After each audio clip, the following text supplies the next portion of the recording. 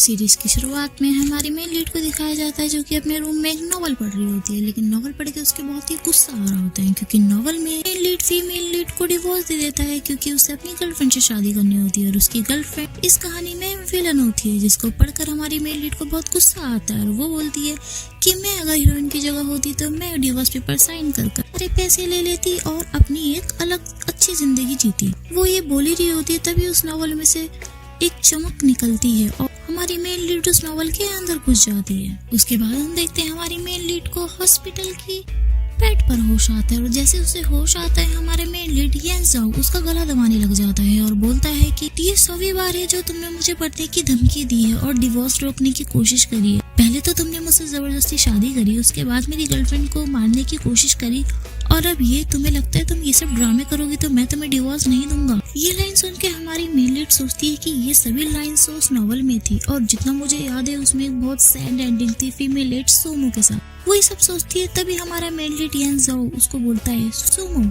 अगर तुम ऐसे बिहेव करोगी मैं तुम्हें डिवोर्स नहीं दूंगा तो ये गलत है। तभी वो उसको एक डिवोर्स पेपर देता है, जिसके बाद हमारी मेन लीड सोमो सोचती है कि मुझे जितना याद है इसके साथ ये मुझे 20 मिलियन का चेक भी देगा। तभी हमारा मेन लीड येंजाओ उसको 20 मिलियन का चेक देता है और बोलता है कि ये तुम्हारी आगे की लाइफ के लिए काफी रहेगा। तभी हमारी मेन लीड बहुत खुश होती है और सोचती है इतना तो मैं अगर मरने तक भी काम करती तब भी नहीं कमाती। मुझे पता चल चुका है कि मैं नॉवल के अंदर आ चुकी हूँ इस लड़की की बॉडी के अंदर, तो मैं बिल्कुल भी वैसी गलती नहीं करूंगी जैसी उसने करी थी। मैं इससे इसका सारा पैसा लेकर चली जाऊंगी और अपनी एक अच्छी लाइफ स्पेंड करूंगी। उसके बाद हमारी मेन लीड सोमो बेड से खड़ी होती है और येंजाओ से बोलती है कि मुझे 20 मिलियन नहीं, अगर तुम चाहते हो मैं तुम्हें डिवोर्स दूं तो मुझे 200 मिलियन चाहिए। तभी येंजाओ बोलता है कि हमारी शादी को अभी 3 साल ही हुए और तुम्हारे इस मैरिज में कंट्रीब्यूशन ही कितना है और तुम्हें 20 मिलियन भी कम पड़ रहे। तभी हमारी मेन लीड मन में सोचने लग जाती है कि इसके साथ तो ऐसा ही होना चाहिए। वैसे भी इसने नॉवल के न्यूज़ अपनी गर्लफ्रेंड पे भरोसा करा जिसकी वजह से इसका एक पैर भी टूट जाता है और इसकी कंपनी भी बैंकरप्ट हो जाती है। इसको तो मरना ही ठीक रहेगा। ये सब बातें हमारी सुमो को नहीं पता होता है कि येंजाओ उसके मन की बातें सुन सकता है। तभी येंजाओ बोलता है कि तुम ये क्या कह रही हो, तो सुमो बोलती है मैंने तो ऐसा कुछ भी। तभी येंजाओ सोचता है कि शायद मुझे गलतफहमी हुई है, मैं बहुत थक गया। तभी वो चेक साइन करने लग जाता है, लेकिन सुमो फिर से इमेजिनेशन करने लग जाती है अपनी लग्जरी लाइफ के बारे में। तभी वहाँ पर हम देखते हैं कि हमारे मेन लीड येंजाओ की सिस्टर और गर्लफ्रेंड जीजी और लिनसेलिन भी वहाँ आ जाती है। तभी जीजी बोलती है कि मुझे यकीन नहीं होता सुमो, ताकि मेरा भाई तुम्हें डिवोर्स ना दे तुम ऐसी भी हरकत कर सकती हो, सुसाइड की धमकी दे सकती हो। तभी सुमो अपने मन में सोचती है कि मैं भला इससे क्यों बहस करूं, ये भी इसकी गर्लफ्रेंड के बहकावे में आई है और ये भी एक बीमारी के कारण मर ही जाएगी क्योंकि इनकी कंपनी बैंकरप्ट हो जाएगी। इलाज के लिए इनके पास पैसे नहीं रहेंगे तो ये कूद कर अपनी जान दे देगी। तभी जीजी शॉक हो जाती है और बोलती है कि तुम ये क्या बकवास कर रही हो। तो सुमो बोलती है लेकिन मैंने तो कुछ बोला ही नहीं। तभी शिलिन बोलती है कि जीजी तुम क्या थक गई हो, तुम्हें कुछ भी एहसास हो रहा है। सुमो ने तो अभी तक कुछ बोला ही नहीं। तभी येंजाओ और जीजी दोनों सोचते हैं कि क्या हमें सुमो की इनर वॉइस सुनाई दे रही है या हम थक गए इसकी वजह से ऐसा हो रहा है। के बाद हम देखते हैं कि लिनसेलिन सुमो से बोलती है कि सुमो बहुत कमजोर हो, मैं वापस बेड पे लेटने में तुम्हारी सहायता करती हूँ। तभी सुमो मन में सोचती है कि हाँ अभी तुम ऐसा बोल रही हो कि तुम मेरी हेल्प कर रही हो, लेकिन तुम मुझे टच करते ही खुद गिर जाओगे और इन दोनों को ऐसा बोलोगे कि मैंने तुम्हें धक्का दिया है। ये बात येंजाओ और जीजी दोनों सुन लेते हैं और वो दोनों अपने मन में सोचते हैं कि ये क्या बोल रही है, सीलिन ऐसी बिल्कुल भी नहीं है। लेकिन कुछ सेकंड बाद सेम ऐसा ही होता है जैसे सुमो ने बोला होता है, जिसके बाद दोनों भाई बहन बहुत कंफ्यूज हो जाते हैं। तभी सीलिन खड़ी होती है और येंजाओ से बोलती है येंजाओ आप सुमो को मत डांटिएगा, मेरा खुद ही पैर फिसल गया है, कोई बात नहीं, मुझे लगता है ये नाराज है इसलिए इसने मुझे धक्का दिया है। सुमो मुझे पता है कि तुम मुझसे नाराज हो, लेकिन मेरी बात मानो, येंजाओ और मैं एक दूसरे से बहुत प्यार करते हैं और मैं तुम्हें वो पैसे दे दूंगी, लेकिन तुम ऐसे इल्जाम मत लगाओ मेरे ऊपर कि मैं खुद गिरी हूँ और तुम पे इल्जाम लगा रही हूँ। तभी येंजाओ अपने मन में सोचता है कि कमांडर ने मेरी जान बचाई थी इसलिए मैंने इनसे शादी करने का वादा किया था, लेकिन मैं इनसे प्यार नहीं करता। तभी सुमो बोलती है कि शिलिन तुम बहुत अच्छी हो, तुम मुझे 200 मिलियन दे दो और मैं तुम्हें दुआ देती हूँ कि तुम और येंजाओ हमेशा साथ रहो।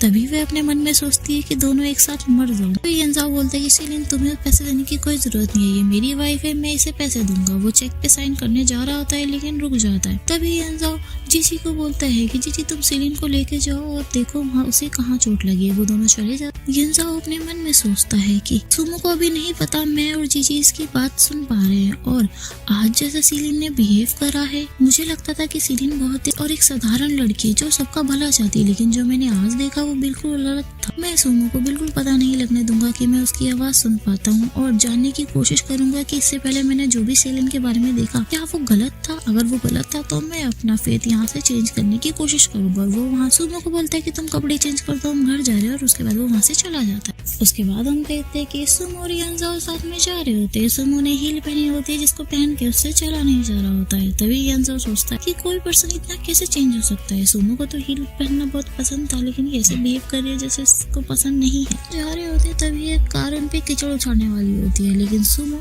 यंजाओ को उसके कार के सामने कर देती है, जिसके बाद सारा कीचड़ यंजाओ पे आ जाती है। तभी वो अपने मन में सोचती है कि अच्छा हुआ, चलो किसी काम तो ये चोर आ रहा है मेरे। तभी यंजाओ चिल्लाता है और बोलता है कि अगर तुमने एक और बार मुझे बदमाश या चोर बोला तो देख लेना। तो सुमो बोलती है कि मैंने तो तुम्हें कुछ भी नहीं बोला, जिसके बाद वो लोग कार में बैठ जाते हैं। तभी सुमो अपने मन में सोचती है कि वाह ये कितनी सुंदर कार है, इतनी लग्जरी कार तो मैंने केवल नॉवल में ही सुनी है। तभी यंजाओ बोलता है कि तुम फ्रंट सीट पे आके बैठो। तो सुमो रिप्लाई करती है फ्रंट सीट तो वाइफ के लिए होती है और हमारे बीच ऐसा कुछ भी रिश्ता नहीं है। तो यंजाओ रिप्लाई करता है कि अगर तुम सामने एक सीट पे नहीं आए तो तुम्हारे 200 मिलियन कैंसिल हो जाएंगे। जिसके बाद सुमो फटाफट फ्रंट सीट पर आ जाती है। उसे सीट बेल्ट नहीं लग रही होती है, तो यंजाओ उसकी सीट बेल्ट लगाने में मदद कर देता है। वो दोनों बहुत क्लोज आ जाते हैं।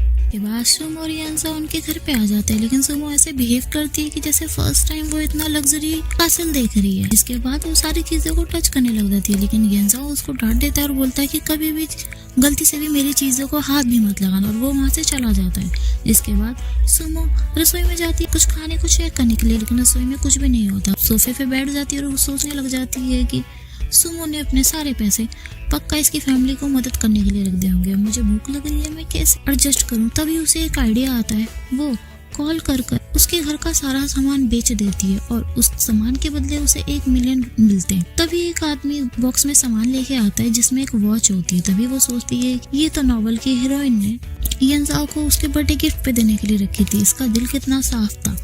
तभी दूसरी जगह पर वो तभी सुमो यंजाओ के ऑफिस के नीचे एक स्टॉल लगाती है और यंजाओ की सारी पर्सनल चीजें बेचने लग जाती है। तभी कुछ लड़कियां उसके पास आती है और बोलती है कि ये झूठ बोल रही है, यंजाओ की पर्सनल ब्लॉगिंग्स ये हो ही नहीं सकती।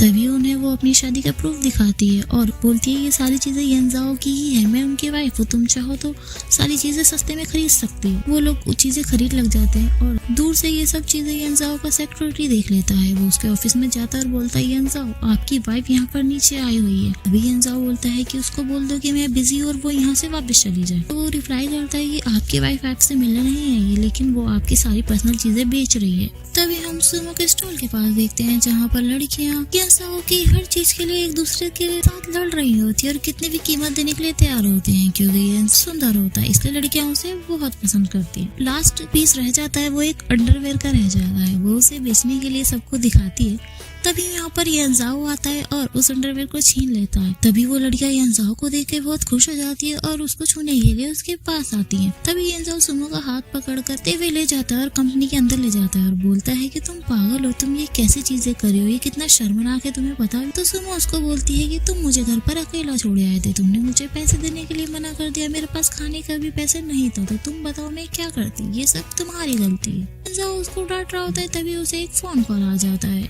उसके बाद हम देखते हैं यंजाओ और सुमो उसके घर आते हैं जहाँ पर उसका भाई येजेन, स्टार जीजी और सीलिन भी वहीं पर होते हैं। तभी येजेन बोलता है कि भाई इसने तुम्हारा सारा सामान बेच दिया। जिसके बाद यंजाओ बहुत गुस्सा होता है और बोलता है तुम ऐसे कैसे कर सकती हो। तभी जीजी बोलती है तुम मेरे भाई को डिवोर्स नहीं देना चाहती इसलिए तुम ये सब हरकतें कर रही हो, तुम क्या पागल हो। तभी सुमो बोलती है कि मैं तुम्हारे भाई को डिवोर्स देना चाहती हूँ, लेकिन तुम्हारा भाई ही मुझे 200 मिलियन देने के लिए तैयार नहीं है। तभी वहाँ पर यंजाओ की मॉम आ जाती है और बोलती है कि यंजाओ तुम ऐसी लड़की के साथ नहीं रह सकते, तुम इसको डिवोर्स दे दो, ये लड़की हमारे परिवार के लायक बिल्कुल भी नहीं है। तभी सुमो अपने मन में सोचती है कि हाँ यंजाओ के मॉम, तुम मुझे जितनी गाली देना चाहती हो दे लो, वैसे भी अगले साल तो हमारा बड़ा बेटा तुम्हें जीने से धक्का दे देगा और तुम्हें ब्रेस्ट कैंसर हो जाएगा, जिससे तुम मर जाओगी। रही बात तुम्हारे छोटे बच्चे, इसकी भी किडनी खराब हो जाएगी और जीजी तो वैसे ही ड्रग्स लेकर मर जाएगी। सुमो को नहीं पता होता कि ये सारी बातें उस यंजाओ की फैमिली सुन सकती है। यंजाओ की मॉम बोलती है, तुम ये सब क्या कह रहे हो? तभी सुमो बोलती है, मैंने तो ऐसा कुछ भी नहीं कहा। तभी ये जन बोलता है बीच में कि मैं इसे मार दूंगा। तभी सुमो बोलती है कि इस बेचारे को तो खुद भी नहीं पता कि इसकी गर्लफ्रेंड इसको धोखा दे रही है, और जब इसकी गर्लफ्रेंड थाईलैंड गई थी तब उसकी सर्जरी हो गई थी, इसको तो ये भी एहसास नहीं कि इसकी गर्लफ्रेंड एक लेडी बॉय है। तभी यंजाओ, जीजी और उसकी मॉम एक जगह खड़े होते हैं और आपस में बात करते हैं कि सुमो जो भी कुछ बोल रही है सब कुछ सही बोल रही है। यीजेन ने बताया था मुझे कि उसकी गर्लफ्रेंड थाईलैंड की है। तभी शीलन सुमो के पास जाती है और बोलती है कि सुमो, तुम ऐसे नहीं बोल सकती। माना कि तुम मुझसे नाराज हो, मेरी वजह से तुम्हारा यंजन का डिवोर्स हो रहा है, लेकिन इसका मतलब ये नहीं है कि तुम इसकी फैमिली को इतना परेशान करो। उसके बाद हम देखते हैं शीलन डाइनिंग टेबल से एक चाय का कप लाती है और बोलती है, सुमो तुम इसको पी लो तो मैं समझ जाऊंगी कि तुमने मुझे तुम्हारे और यंजाओ के बीच आने के लिए माफ कर दिया। लेकिन सुमो अपने मन में सोचती कि मुझे पता है तुमने इसमें ड्रग्स मिलाए हैं। तभी यंजाओ और जीजी भी आते हैं और सोचते हैं कि ये क्या बोल रही है, सीलिन इससे बिल्कुल भी नहीं है। तभी वो सुमो को बोलते हैं कि सुमो तुम ये चाय पी लो। वो सीलिन का फेस पकड़कर जबरदस्ती उसे चाय पिला देती है, जिसके बाद सीलिन बहुत डर जाती है। तभी वो सबसे बोलती है कि देखो इसने जबरदस्ती क्या करा है। तो उसकी मॉम बोलती है कि ये यंगस्टर के बीच का मामला है, मैं क्या ही बोलूं। तभी सुमो अपने मन में सोचती है कि अभी तुम 15 मिनट में यहाँ से चले जाओ, वरना ये ड्रग्स तुम्हें असर दिखाने लगेगा। जिसके बाद चिलिन बोलती है कि मुझे कुछ काम याद आ गया है, मुझे जाना है, और वो वहाँ से जाने लग जाती है। लेकिन जाते जाते ही वो बेहोश होने लग जाती है, वो ठीक से चल नहीं पा रही होती है।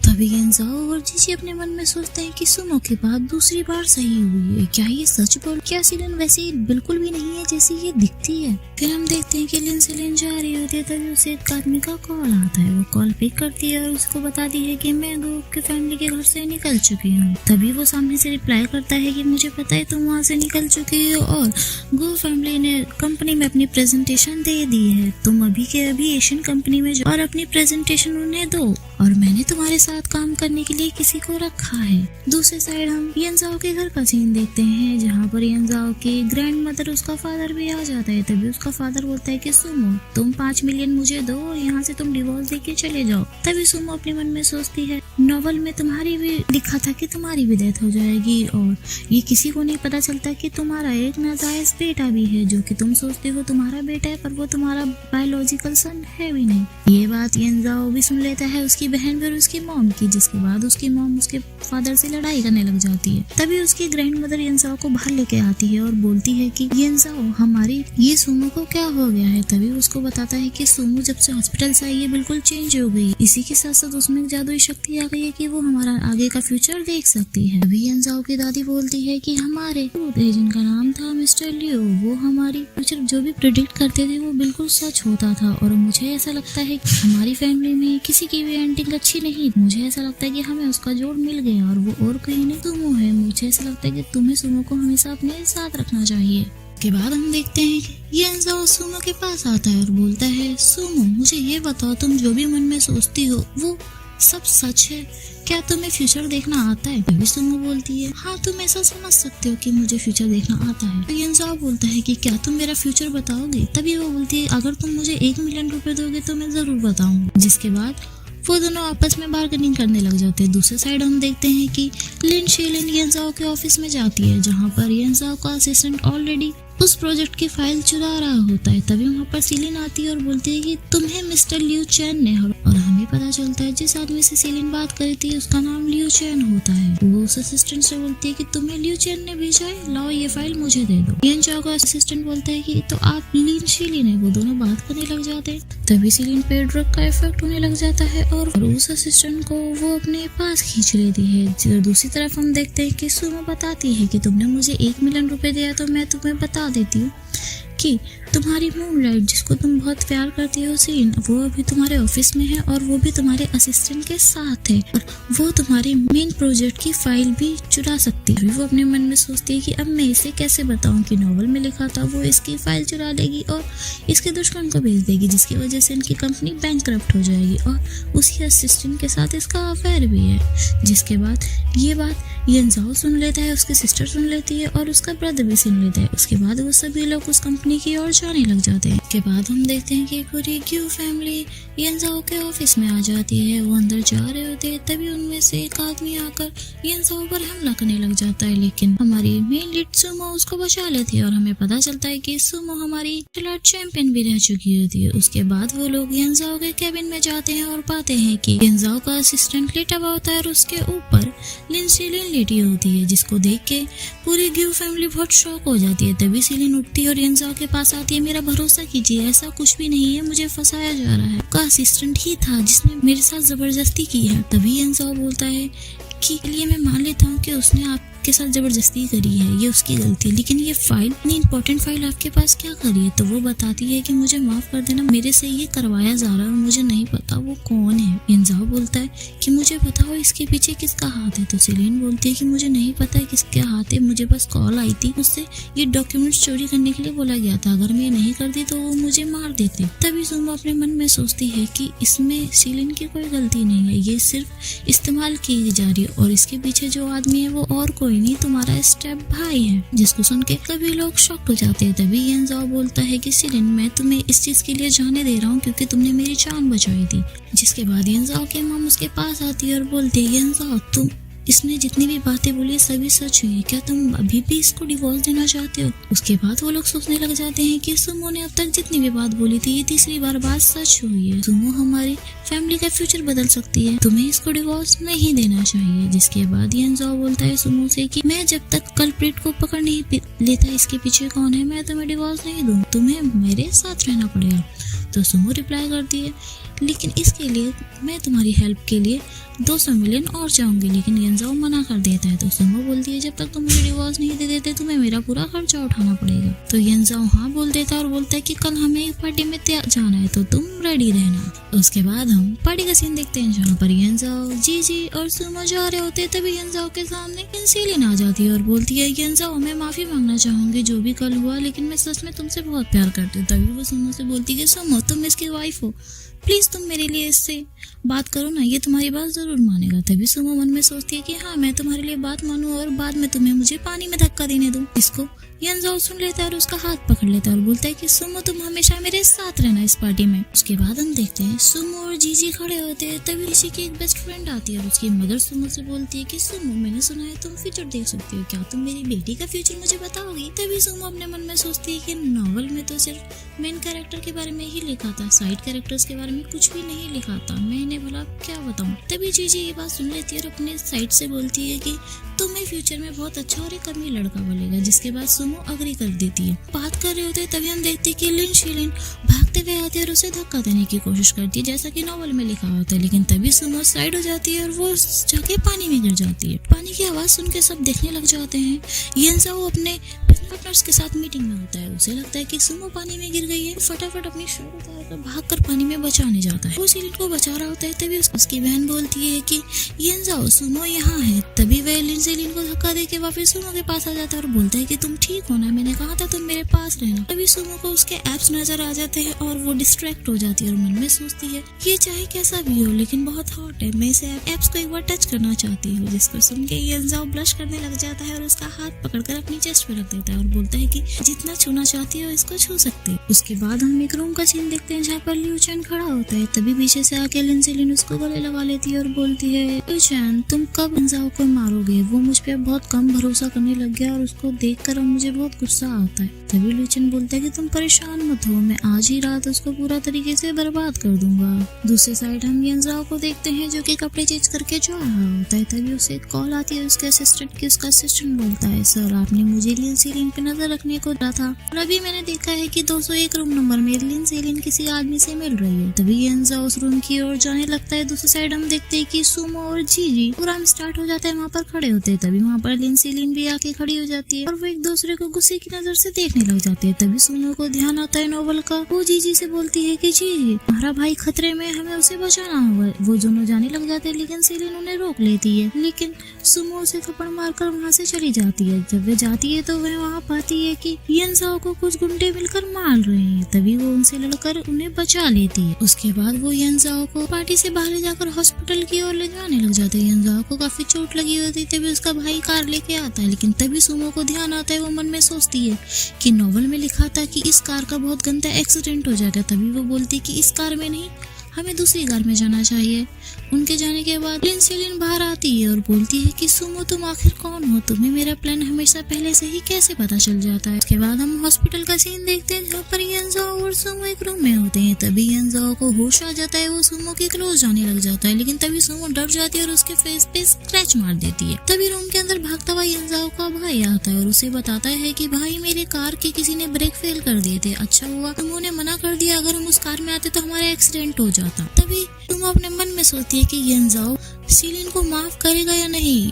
तभी येनजाओ बोलता है कि सेलिन ने मेरी एक बार जान बचाई थी, मुझे उसका रिपेयर उसको करना ही पड़ेगा। तभी इस रूम में सेलिन भी आ जाती है और पूछती है येनजाओ अब तुम कैसे हो, अब तुम ठीक हो ना। तभी वो बोलती है कि तुम्हें नहीं लगता जब से तुम्हारी शादी हुई है सुमो के हिसाब से तुम बहुत ही खतरे में आने लग गए हो। मैं ये नहीं कहना चाहती कि सुमो अनलकी है, लेकिन जब से तुम्हारी शादी हुई है तुम किसी ना किसी खतरे में पड़ते ही जा रहे हो। तभी सुमो अपने मन में सोचती है कि ये इतना अच्छा बनने की कोशिश क्यों कर रही है। मुझे सब पता है इसने कैसे पहले खुद ही गुंडों से येनजाओ को बटवाया था और फिर येनजाओ को बचाने का नाटक कर रही थी। तभी ये बात सुनकर सभी लोग हैरान हो जाते हैं। तभी येनजाओ बोलता है कि सेलिन मुझे ये बताओ तुम 201 रूम नंबर में किसके साथ थी। तभी सेलिन बोलती है कि मैं अकेली थी, तुम इसकी बात सुनकर मुझ पे शक कर रहे हो, हम इतने सालों से एक दूसरे को जानते हैं। फिर वो वहाँ से चली जाती है। उसके बाद हम देखते हैं कि येनजाओ सुमो के रूम में आता है और बोलता है कि मेरा पलंग टूट गया है, क्या मैं आज रात तुम्हारे साथ रह सकता। तभी सुमो बोलती है कि नहीं तुम यहाँ नहीं रुक सकते। तो येनजाओ उसको रिप्लाई देता है कि मैं तुम्हें कुछ पैसे दूंगा, जिसके बाद सुमो हाँ बोल देती। तभी वो बेड पर आके बैठता है और सुमो पैर फिसल जाता है और वो येनजाओ के ऊपर गिर जाती है, जिससे वो एक्सीडेंटली एक दूसरे को किस कर लेते हैं। लेकिन तभी वहाँ पर उसकी बहन जीजी आ जाती है और बोलती है कि येनजाओ हमारा छोटा भाई खतरे में है, उसकी गर्लफ्रेंड का कॉल आया था और उसने उसका कॉल उठा लिया, तब से उसका कोई अता पता नहीं। तभी सुमो को नोवेल का ध्यान आता है कि उसकी आईज और किडनी खराब होने वाली थी। तभी वो तीनों छोटे भाई को बचाने के लिए जाते हैं। दूसरी साइड हम देखते हैं एक होटल रूम का सीन जहाँ पर उसका छोटा भाई और उसकी गर्लफ्रेंड जो कि एक लेडी बॉय होती है वो उसके ऊपर चढ़ी होती है और बोल रही होती है कि जब अब तुम्हें पता चल गया है कि मैं लेडी बॉय हूँ तो मैं तुम्हारे साथ अब रह के क्या करूंगी, मुझे अपनी किडनी और आंखें दे दो। तभी वहाँ पर येनजाओ सुमो और जीजी भी आ जाते हैं। सुमो उस लेडी बॉय से फाइट करके जीजी को बचा लेती है, लेकिन इस फाइट के दौरान पाकू येनजाओ के पेट में लग जाता है, जिसके बाद वो वहीं बेहोश हो जाता है। उसके बाद हम हॉस्पिटल का सीन देखते हैं जहाँ पर येनजाओ लेटा होता है और उसके पास सुमो बैठी होती है। तभी वो अपने मन में सोचती है मेन लीड की कोई गलती नहीं है जो इसके प्यार में पागल हो गई है ही इतना सुंदर और अमीर। तभी वो सोचती है अपने मन में अगर इसके एक्स पे ये टाकू का निशान रह गया तो मुझे बहुत बुरा लगेगा। येनजाओ ये चीज सुन लेता है और ब्लश करता है और बोलता है कि तुम परेशान मत हो, ये मैं निशान यहाँ से हटा दूंगा। तभी सुमो बोलती है कि तुम्हें ये कैसे पता चला मैं क्या सोच रही हूँ। तभी वो उसको बोलता है कि मैं तुम्हारे मन की बात सुन सकता हूँ। तो यकीन नहीं होता। वो अपने मन में सोचती है कि क्या इसके दिमाग में भी लग गई, ये कुछ भी बोल रहा है। तभी येनजाओ बोलता है कि अगर मैंने बता दिया तुम्हारे मन में तो तुम मुझे डिवोर्स देने के लिए कभी नहीं बोलोगी। तो सुमो हाँ बोल देती है और बोलती है बताओ मेरे मन में क्या चल रहा है। तभी येनजाओ बोलता है तुम्हारे मन में ये चल रहा है कि तुम मुझे पसंद करती हो, जिसके बाद सुमो फ्लश करने लग जाती है और सोचती है कि मेरी हार्ट बीट इतनी तेज क्यों चल रही है, क्या मैं सच में इसे पसंद करती हूँ। येनजाओ उसके क्लोज आकर उसे किस करने वाला होता है। तभी रूम में येनजाओ का फादर आ जाता है और बोलता है कि येनजाओ तुम इस लड़की से दूर हो जाओ, तुम इसको डिवोर्स दे दो, ये तुम्हारे लिए बिल्कुल भी ठीक नहीं है। तो येनजाओ रिप्लाई करता है कि डैड आप मेरी वाइफ से ऐसे बात नहीं कर सकते। तभी सुमो में सोचती है ये यहाँ पर आके मुझे दोष दे रहे हैं, ये क्यों नहीं जाके अपना डीएनए टेस्ट करा लेते तो इन्हें पता चलता कि इनका जो बच्चा है वो इनका नहीं है, वो किसी और का है। तो येनजाओ का फादर बोलता है ऐसा कुछ भी नहीं है। तभी उसकी माँ भी वहाँ आ जाती है और उसके फादर को मारने लग जाती है। तभी येनजाओ बोलता है कि फादर आप एक जाकर डीएनए का टेस्ट क्यों नहीं करा लेते। तभी येनजाओ के फादर के मुंह से गलती से निकल जाता है कि लियू चैन मेरा बेटा ही है, वो सिर्फ मेरे जैसा दिखता है और ऐसा हो ही नहीं सकता कि वो मेरा बेटा ना हो। तभी सुमो बोलती है कि वो तुम्हारी प्रॉपर्टी के पीछे है। येनजाओ का फादर बोलता है कि नहीं ऐसा कुछ नहीं है, वो बहुत ही काइंड हार्टेड इंसान है। जिसके बाद ये बात येनजाओ और उसकी मदर भी सुन लेती है और वो बहुत गुस्सा हो जाती है और उसे मारने लग जाती है। जिसके बाद यंजाओ का फादर वहाँ से चला जाता है। यंजाओ बोलता है मॉम आपने पापा को जानबूझकर निकाला है। तो उसकी माँ बोलती है मैंने इसे इसलिए निकाला है क्योंकि मुझे पता है ये यहाँ से जाने के बाद अब उस बेटे लूचन के पास ही जाएगा और हमें ये भी पता चल जाएगा इसी बहाने के लूचन कहाँ रहता है। वो तीनों बात कर रहे होते तभी यंजाओ के फोन पे एक कॉल आता है। वो कॉल पिक करता है तो दूसरी साइड लिन होती है जो उसको बोलती है कि अगर तुम जानते हो इन सब के पीछे किसका हाथ है तो तुम्हें मुझसे मिलना होगा। के बाद हम देखते हैं कि यंजाओ लिन से मिल रहा होता है। उसी के कुछ दूरी पे सुमो और चिया भी खड़े होते हैं। तभी शीलिन बोलती है कि यंजाओ मैंने तुम्हारे लिए तुम्हारी फेवरेट कॉफी बनाई है जो तुम्हें बहुत पसंद है। तभी यंजाओ बोलता है शीलिन मुझे कॉफी नहीं पीनी, मुझे ये बताओ तुम इन सब के पीछे किसका हाथ है। तो शीलिन बोलती है कि मुझे नहीं पता तुम किस बारे में बात कर रहे हो, क्या तुम्हें सुमो ने मेरे खिलाफ भड़काया है। जिसके बाद यंजाओ बोलता है कि शीलिन मुझे सब कुछ पता है और मुझे ये भी पता है कि तुम्हें किसी ने मुझे यहाँ रोकने को बोला है। क्या ये वही शख्स है जिसके पीछे इसके हाथ है? क्या इसका नाम लू चैन है? शीलिन बहुत शौक हो जाती है कि यंजाओ को इसका नाम कैसे पता। दूसरी साइड हम देखते हैं कि सुमो को नॉवल का सीन याद आता है जहाँ पर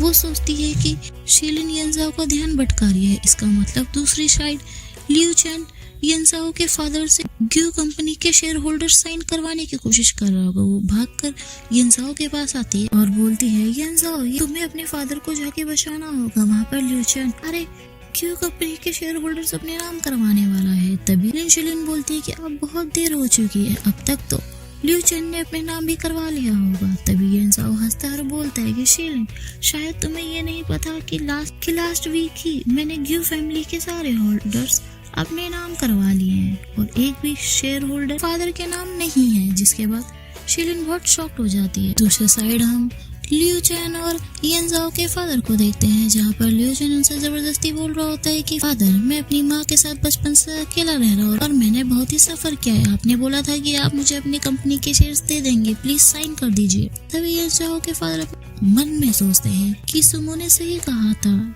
ये मेरे शेयर्स के पीछे ही है। तभी वो लियू चैन से बोलते हैं लियू चैन मुझे पता है तुम मेरे बेटे नहीं हो। तभी लियू चैन गुस्सा हो जाता है आपको ये पता था कि मैं आपका बेटा नहीं हूँ लेकिन अब आपको साइन करना ही पड़ेगा चाहे आप जिंदा रह के करो या मर के। वो उनसे जबरदस्ती करने लग जाता है। तभी वहाँ पर ग्यू फैमिली आ जाती है जिसको देख के लियू चैन डर के वहाँ से भाग जाता है। वह बाहर भागता है तो शीलिन कार में उसका इंतजार कर रही होती है। वो जैसे अंदर आता है वो शीलिन से बोलता है मैंने तुम्हें बोला था कि तुम यंजाओ का ध्यान भटका कर रखना, वो इतनी जल्दी यहाँ कैसे आ गए। तो शीलिन उसको बताती है कि यंजाओ को सब पता है और इसी के साथ साथ यंजाओ के फादर ने सारे शेयर होल्डर यंजाओ के नाम कर दिए हैं। इसका हमने तो ऐसा सोचा भी नहीं था कि ऐसा भी हो सकता था, इसका मतलब अब तुम्हें कुछ भी नहीं मिलेगा। तभी लियू चैन मिलता है मैंने ऐसा बिल्कुल भी नहीं सोचा था लेकिन मैं एक फेक डीएनए टेस्ट करवा लूंगा और प्रूफ कर दूंगा कि मैं उन्हीं का एक लड़का हूँ। इसी के साथ साथ मैं पूरी फैमिली को मार दूंगा और उनके मारने के बाद जितना भी इंश्योरेंस का पैसा होगा वो सब मुझे मिल जाएगा। तो साइड हम हॉस्पिटल का सीन देखे जहाँ पर पूरी ग्यू फैमिली होती है। तभी यंजाओ बोलता है कि सुमो तुम्हारा बहुत शुक्रिया, तुमने हमेशा मेरा साथ दिया और मेरी पूरी फैमिली का नसीब बदलने में हमारी मदद करी। जिसके बाद पूरी क्यू फैमिली सुमो को धन्यवाद बोलती है। उसके बाद सुमो और यंजाओ जा रहे होते हैं। तभी यंजाओ बोलता है सुमो से कि मुझे नहीं लगता अब लियू चैन कोई ऐसी हरकत करेगा क्योंकि उसे पता है कि हमें सब पता है। तभी सुमो बोलती है कि नहीं मुझे ऐसा लगता है वो दोबारा एक बार अटैक जरूर करेगा। भागते भागते जहाँ उनका फादर एडमिट है वहाँ जाते हैं। उनके सामने से एक डॉक्टर के वेश में आदमी जा रहा होता है जो कि उसके फादर को लेके जा रहा होता है। वो और कोई नहीं लियू चैन होता है जिसको सुमो पहचान लेती है। जब तक वो उसको पहचानती है तब तक वो लिफ्ट के अंदर चला जाता है। तो सुमो बोलती है कि लिफ्ट के अंदर लियू चैन और तुम्हारे फादर है, मैं इन्हें संभालती हूँ, तुम जाके अपनी मॉम को देखो। दूसरे साइड हमें यंजाओ के मॉम और जीजी को दिखाया जाता है जो कि जा रहे होते। तभी उनके सामने शीलिन काफी गुंडों के साथ आ जाती है। तो जीजी बोलती है कि तुम्हारी वजह से ही ये सब हो रहा, तुमने लियू चैन की हेल्प करी ताकि हमारे घर की प्रॉपर्टी तुम्हें मिल सके। तभी शीलिन जवाब देती है इतना ही नहीं, अगर सुमो बीच में नहीं आई होती तो मैंने अभी तक तुम्हारे भाई से शादी कर ली होती और अभी तक तुम लोगों को मार दिया होता और तुम्हारी प्रॉपर्टी हमें मिल जाती, लियू चैन और मैं साथ में खुशी खुशी रहते। तभी हमें पास्ट का सीन दिखाया जाता है जहाँ शीलिन कॉफी में ड्रग मिला देती है। जिसके बाद यंजाओ को होश नहीं रहता और वो होटल रूम की तरफ जाने लग जाता है। और शीलिन सोचती है कि अगर रिपोर्टर्स ने मुझे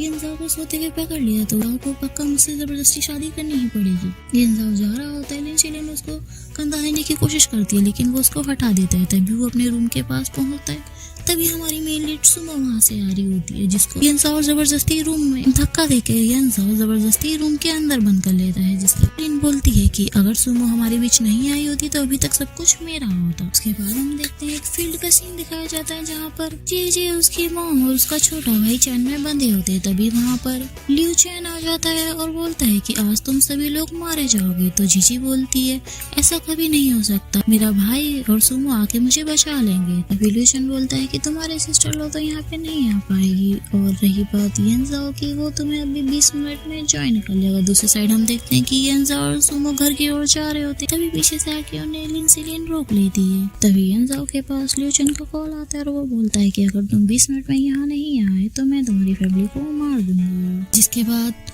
यंजाओ को बोलती है तुम अपनी फैमिली को बचाने के लिए जाओ, मैं यहाँ संभाल लूंगी, और मैंने तुम्हारे असिस्टेंट को कॉल कर दिया है, वो वहाँ पर पुलिस लेकर जल्दी ही आ जाएगा। तभी सीलिन बोलती है यंजाओ तुम्हें चूज करना पड़ेगा, तुम अपनी लवर को चूज करोगे, अपने वाइफ को चूज करोगे या अपनी फैमिली को। तभी यंजाओ वहाँ से चला जाता है, वो अकेले रह जाती है। तो लिन सेलिन उसको बोलती है लिन तुमने देखा ये सिर्फ बातें हैं, वो तुम्हें यूज ना कर अपनी फैमिली को चूज करके उसको बचाने चला गया, तुम्हें यहाँ अकेला छोड़ के। तभी सुमो बोलती है कि तुम लिू चैन के लिए इतना सब कुछ करा है, तुम्हें पूरा विश्वास है कि वो तुम्हारे लिए लॉयल है, वो तुम्हें धोखा नहीं देगा। तो लिन सेलिन बोलती है कि मुझे पूरा यकीन है, अपन से एक साथ रहे, वो मुझे बहुत प्यार करता है, वो मुझे धोखा बिल्कुल भी नहीं देगा, और ये जो मैं गुंडे अपने साथ लेके आई हूँ ये पूरे एक्सपर्ट है, तुम इनको बिल्कुल भी नहीं हरा पाओगी।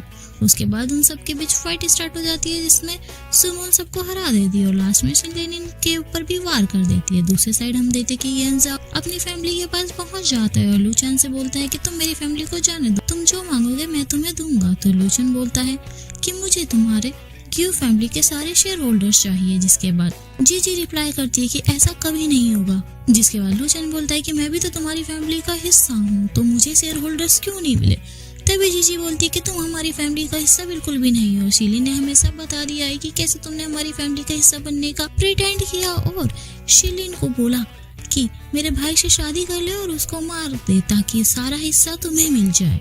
बाद लिू चैन बोलता है कि क्या हुआ अगर मैंने ये सब किया, तो मैंने इतने समय तक तुम्हारे पापा को अपना पापा बोला है और उसने मुझे वादा किया था वो अपने ग्यू फैमिली के सारे शेयर होल्डर्स मुझे वापस कर देगा, तुम मुझे शेयर होल्डर्स नहीं दोगे, मार के तुमसे शादी कर लूंगा और फिर तुम्हें मार के सारे शेयर होल्डर्स खुद ले लूंगा। तभी यंजाओ बोलता है कि मेरी बहन को तुम छोड़ दो, तुम्हें जो चाहिए, तुम्हें शेयर होल्डर्स चाहिए, मैं भी तुम्हें वो दे दूंगा। तभी लिू चैन बोलता है कि मुझे शेयर होल्डर्स तो चाहिए लेकिन मुझे तुम्हारी जान भी चाहिए। उसके बाद वो हमारे मेन लीड यंजाओ के गर्दन में एक इंजेक्शन मार देता है, जो कि एक पैरालिसिस का इंजेक्शन होता है, जिसकी वजह से यंजाओ की बॉडी मूव होना बंद हो जाती है। तभी वो बोलता है कि मैं अब तुम्हें खाई से धक्का दे दूंगा और ऐसे प्रिटेंड करूंगा कि तुम खुद वहां गिर गए। उसके बाद हम देखते हैं कि लिू चैन यंजाओ को लेके खाई के कोने पे खड़ा होता है, वो उसे फेंकने वाला होता है। तभी सुमो आ जाती है, उसके हाथ में लिन सेलिन होती है और वो लिू चैन को बोलती है कि अगर तुमने यंजाओ को नहीं छोड़ा तो मैं लिन सेलिन को भी खाई में फेंक दूंगी। तभी लिन सेलिन बोलती है लिू चैन मेरी मदद करो। तो लिू चैन उसको रिप्लाई करता है कि लिन सेलिन मैं इतने मुश्किल से यहाँ तक पहुँचा हूँ, मुझे ग्यू फैमिली के शेयर होल्डर्स मिलने ही वाले हैं, तुम अभी मेरे लिए मर जाओ और मैं वादा करता हूँ मैं हर साल तुम्हारी ग्रेव पे जरूर आऊंगा। जिसके बाद शिलिन बोलती है क्या तुम हमारा रिश्ता भूल गए हो, मैंने तुम्हारे लिए इतना सब कुछ किया है। तो लिू चैन रिप्लाई देता है कि मैंने लेकिन तुम्हें वो करने के लिए नहीं बोला था, तुमने खुद ही अपनी मर्जी से किया।